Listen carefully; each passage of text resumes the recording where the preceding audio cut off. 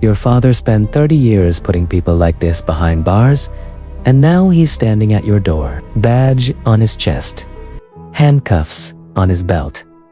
Not as your father, as a cop. So here's the question nobody wants to answer. Would you open the door? Because Marcus did. And what happened next didn't just destroy his family, it exposed something inside him that he'll never be able to unsee. Something inside you might recognize. Marcus is 23. He still has the same bedroom he grew up in. Same faded poster on the wall. Same smell of his mother's coffee drifting under the door every morning at 6. From the outside, nothing changed. From the inside, everything already had. He started small. A delivery here. A phone call there. He told himself it wasn't really dealing. He told himself he was just helping a friend. That's always how it starts, isn't it? The apartment felt smaller every week. The money felt heavier. The silence between him and his father at the dinner table grew into something neither of them could name. His father, Detective Ray Holt, 29 years on the force, 3 commendations, one man who believed with everything in him that the law was the only thing holding the world together. He raised Marcus to believe that too. He just didn't know Marcus had stopped believing it. It was a Tuesday. Ordinary, unremarkable. Marcus was counting money at the kitchen table, just under $4,000, when his phone buzzed. They know. They're moving tonight. Get out. He read it 3 times. His hands didn't shake. That's what frightened him most. His hands didn't shake. He'd been in this world long enough that fear had stopped feeling like fear. It had become something quieter, something colder. He looked at the money. He looked at the door, and then he looked at the photograph on the wall. Him and his father, Marcus, is maybe 7 years old. His father has him on his shoulders, laughing, genuinely laughing at something neither of them can remember anymore. He hadn't heard his father laugh like that in years. He typed back, "How long do I have?" The reply came instantly, "Minutes." Here's what nobody tells you about people who make terrible choices. They're not monsters. They love their mothers. They remember their birthdays. They feel guilt, real, crushing, 3 a.m. guilt, in ways that would break you to witness. Marcus had a younger sister, Donnie, 16, Strata, student. She wanted to be a doctor. She used to text him the most random things, photos of clouds, bad jokes, sometimes just, "You okay?" The morning before that Tuesday, she'd send him a voice note, just 30 seconds. Her humming a song they used to listen to together as kids. He still hadn't listened to it. He told himself he'd listen to it later. He always told himself later, and here's where it gets uncomfortable, because you've done that too, haven't you? You've told yourself later. You've chosen later over the people who needed you now. The difference is, your later probably didn't come with handcuffs. 30 minutes after that text, there was a knock at the door. Not aggressive, measured, professional. 3 knocks, and Marcus knew before he even moved exactly who was on the other side. He opened it. His father stood there, 2 other officers behind him, a warrant in his hand. Ray Holt looked at his son for a long moment. The kind of moment that rewrites everything, every memory, every dinner, every "I'm proud of you, son." And then he spoke, quietly, professionally, "Marcus, we need to come in. Now, here is where you stop." Because inside that moment, inside that single breath between father and son, there is a choice that has no right answer. Marcus could run. His friends had a car 2 blocks away. He had enough warning. He could disappear, leave his father standing in the doorway of everything he built. Or he could stay. Face it, let his father be the one to arrest him. Put that weight on a man who spent 30 years believing his own son was different from the people he put away. Which would you choose? Not the noble answer. The real one. The one you'd actually make at 23 with $4,000 on your kitchen table and a warrant in your father's hand. Because here's what nobody says out loud. Running isn't cowardice. Staying isn't courage. Running says, I'm not ready to destroy him. Stain says, I'll let him destroy himself doing what he believes in.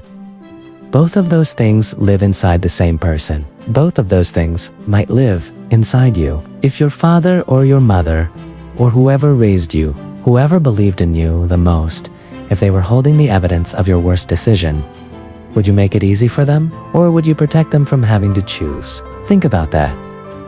Really, think about it. Because the answer says something about you that no moral theory can clean up. Marcus stepped back from the door. Not toward the window. Not toward the money. He stepped back and he sat down at the kitchen table. Hands flat, quiet. His father walked in slowly. The other officers moved through the apartment.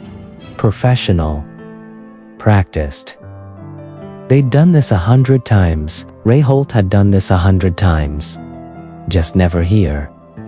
Never this. And the thing about watching someone do their job when their job is breaking them, you don't see the badge. You see the hands. His father's hands were trembling. 29 years. 3 commendations. One man who never once bent the rules, and his hands were trembling. One of the officers found the money, called it out, clinical, routine. Ray Holt didn't look up. He was staring at his son, and his son was staring back, and neither of them said a word. Because what do you say? I'm sorry doesn't cover it. I love you sounds like manipulation. I didn't mean for it to go this far. That's the worst one. Because it's the most true and the most useless. The clock on the kitchen wall kept ticking.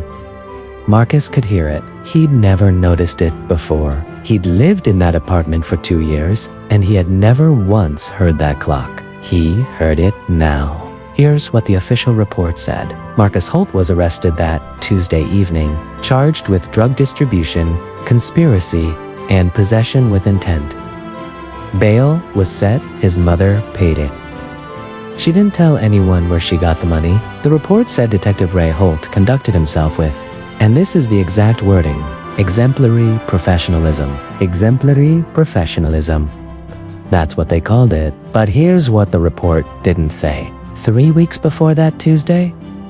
3 weeks before the warrant, before the knock, before the trembling hands, Ray Holt had been handed a tip. Anonymous. Detailed. A name. An address. His son's name. His son's address. He buried it. For 3 weeks, Detective Ray Holt, the man who never bent the rules, sat on evidence. He buried it because he was trying to find another way. Some version of this story where nobody had to lose everything. He couldn't find one. And when the tip came back through a different channel, through someone else's desk, he had no choice. He had to be the one to go, because if he wasn't, someone else would. And they wouldn't knock quietly. They wouldn't give Marcus that one last moment to decide. He wasn't arresting his son. He was protecting him from something much worse. Marcus didn't know any of that. He found out 14 months later. In a letter, his father wrote it from a hospital bed. He never sent it. Marcus found it going through his things. So now, right now, sit with this. A man who spent his entire life believing in the law broke it quietly for 3 weeks, trying to save his son. And his son never knew. He sat in that courtroom. He watched his father testify. Professionally, accurately, devastatingly. He thought his father chose the badge over him. He spent 14 months believing that. Here's the question. Not what would you do? You've already answered that. Even if you didn't say it out loud, the question is, who are you when no one will ever know what you sacrificed? Because Ray Holt made a choice in silence. A choice that cost him everything and gave him nothing. No credit, no redemption arc. No conversation where his son looked at him and finally understood just a letter. Unsent. Who would you be in that silence? Not the version you show people. The real one. Marcus served 19 months. He got out on a Tuesday, same day of the week. He noticed that he went to his mother's house. She made coffee. They didn't talk about much. He still hasn't gone back to his old room. He said the poster bothers him now, not in a way he can explain. Donnie became a nurse, not a doctor. She changed her mind somewhere in the middle of everything. She visits him every week. She still sends him voice notes, mostly just, "You okay?" He always replies, "Yeah, you." He's not always okay. He read that letter 11 times in one sitting. He knows it almost by memory now. He told me, and this is the part that never leaves me, he told me the hardest line wasn't the apology. It wasn't the explanation. It was the last line. His father wrote, "I just needed you to have the chance to choose better. I don't need you to know I gave it to you." He didn't need him to know. He did it anyway. And Marcus has to live with the fact that he spent 14 months hating a man who was quietly, invisibly, at enormous cost, loving him. So here's what I want you to do. Don't comment with what Marcus should have done. Don't tell me about Ray. Tell me this. Is there someone in your life right now doing something for you in silence?